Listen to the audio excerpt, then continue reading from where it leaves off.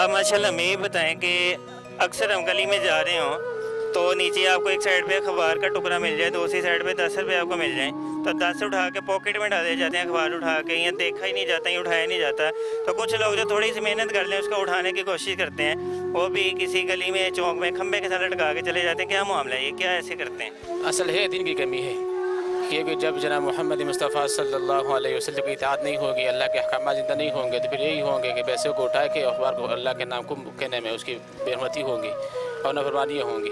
یہ وجہ یہی ہے، یہ وجہ ہے۔ تو دنیا پہ اس سے قیمتی کوئی چیز کی آپ کو نظر آتی ہے اللہ پیارے نبی کے نام سے؟ نہیں نہیں نہیں نہیں نہیں۔ یہ جو علم رکھنے والے لوگ ہیں جو سمجھتے ہیں کہ ہماری اصلاح ہو چکی ہے، وہ کیوں اس چیز کو اٹھاتے کیوں نہیں ہے، وہ اگنور کیوں کرتے ہیں؟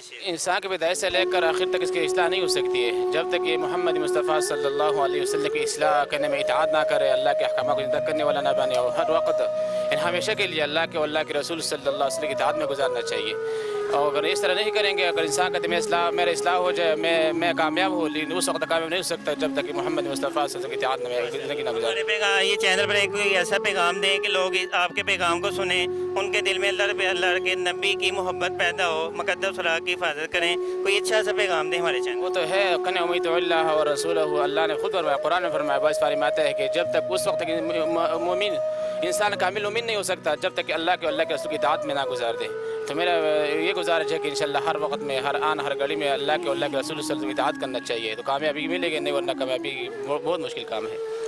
ماشاءاللہ اللہ تعالیٰ ہمارا نیک کام کرنا اپنی بارگاہ کی رسالت میں قبول و منظور فرمائے۔ جزاک اللہ، ماشاءاللہ، سبحان اللہ، شکریہ۔ جزاک اللہ۔